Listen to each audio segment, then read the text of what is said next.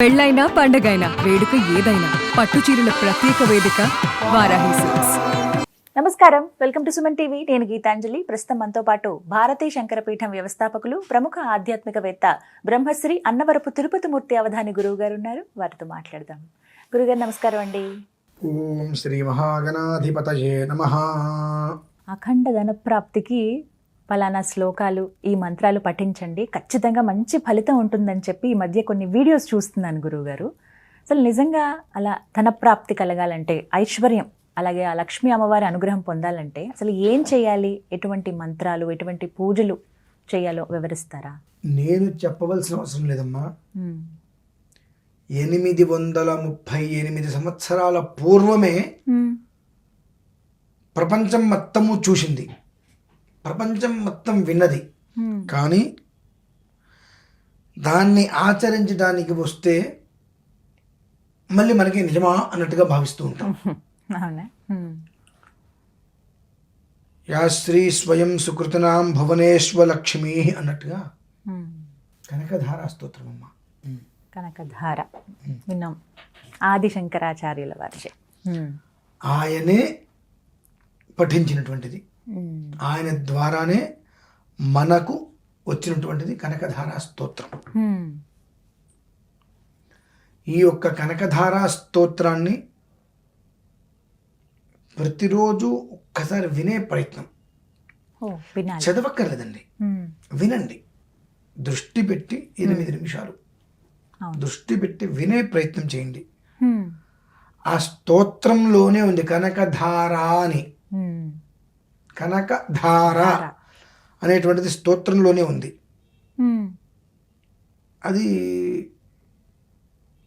100 సంవత్సరాల క్రితం ఎవరో చెప్పారు, 200 ఏళ్ల క్రితం ఇంకెవరో చెప్పారు అని కాదు కదా. 836 సంవత్సరాల పూర్వం సాక్షాత్తు ఆది శంకరాచార్య స్వామి వారి నోట నుంచే కనకధారా స్తోత్రం వచ్చింది అని మనం ఎన్నో విన్నాము, మరెన్నో చూశాం. చూసి కూడా విని కూడా కనకధారా స్తోత్రం జోలికి మనం వెళ్ళట్లేదు అనంటే బుద్ధి కర్మానుసారేణ మతిం ధర్మేం గతిం శుభాం అంటారు. ఏ పూజ చేయాలి, ఏ హోమం చేయాలి, ఏ పురస్కారం చేయాలి, డబ్బు సంపాదించాలి అనేటువంటి అనేక విషయాల మీద మనం ఆలోచన చేస్తున్నాం. కానీ సాక్షాత్తు మనకు ఆది శంకరాచార్య స్వామి వారే ఉపదేశించినటువంటిది కనకధారా స్తోత్రము కదా. ఆ కనకధారా స్తోత్రాన్ని మనం ఎందుకు పారాయణ చేయలేకపోతున్నాము, మనము ఎందుకు వినలేకపోతున్నాము అనేటువంటి విషయాన్ని మనం ఎందుకు గ్రహించుకోలేకపోతున్నాం? మీరు అన్నారు వినండి కనీసం అని చెప్తున్నారు. ఇప్పుడు పారాయణ చెయ్యాలి అని అనుకుంటే గనక ఏమైనా నియమాలు ఉన్నాయా గురువు గారు? చెయ్యటమే నియమం అమ్మా. అంతేనా? చెయ్యదలుచుకుంటే చెయ్యటమే నియమం. ఇక్కడ మీరు వీడియోస్ మొదలు పెట్టే ముందు మీరు ఒక మాట అన్నారు, గురుగారు మీరు ఎవరిని తిట్టకండి అని. అవును. ఇక్కడ నేను కూర్చొని తిడితే నాకేం కిరీటం పెట్టరమ్మా. అవును. పెట్టకపోగా ఆయన ఇష్టం వచ్చేట్టు మాట్లాడతారు, కోపిష్టి అని చెప్పి నానా రకాల బిరుదులు అయితే నాకు వస్తాయి. ఆయన కోపిష్టి, మూర్ఖుడు, రకరకాల బిరుదులు వస్తాయి. నాకు ఆ బిరుదులే ఉన్న సంతోషం అమ్మ తీసుకోవడం లేదు. ఎవరికి అటువంటి బిరుదులు తీసుకోవడం సంతోషం కాదు.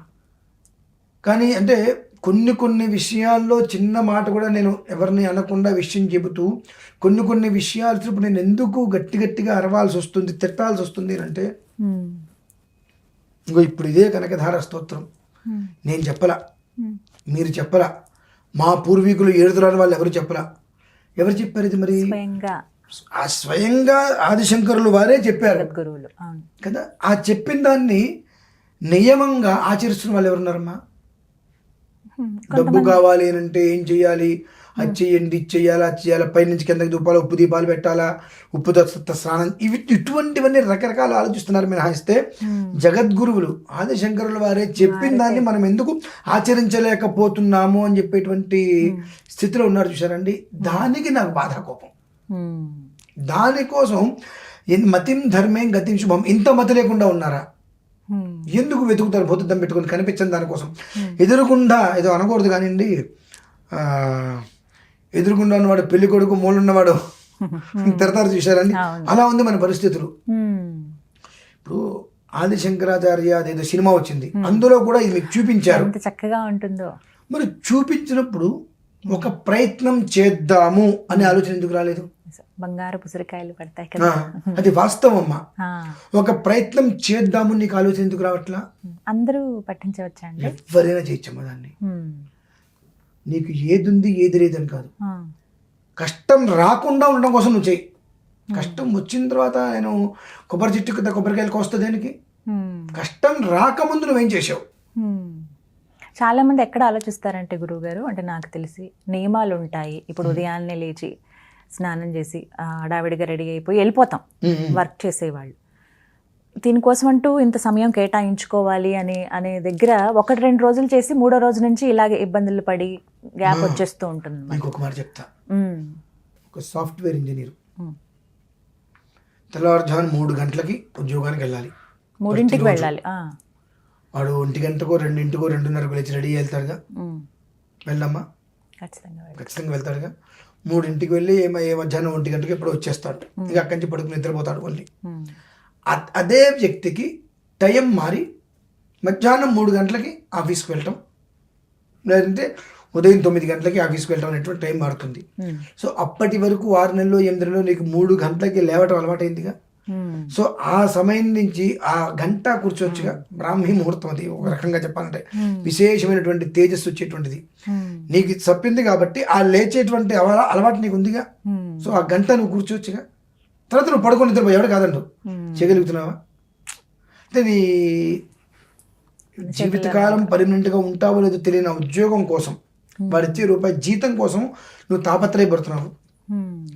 వంశానికి సంబంధించినటువంటి జీవితాన్ని ఇచ్చేటువంటి, జీవితానికి కూడా జీవాన్ని ఇచ్చేటువంటి భగవంతుడి దగ్గర ఆరాధన 20 నిమిషాలు అరగంట చేయడం కోసం మనం ఎక్కడ లేస్తానని అనుకుంటున్నాం. అదే మీరు కొన్ని బెనిఫిట్ షోలు సినిమాలు అర్ధరాత్రి 12 గంటలకు తెల్లవారు 4 గంటలకు వేస్తూ వెళ్తున్నారుగా.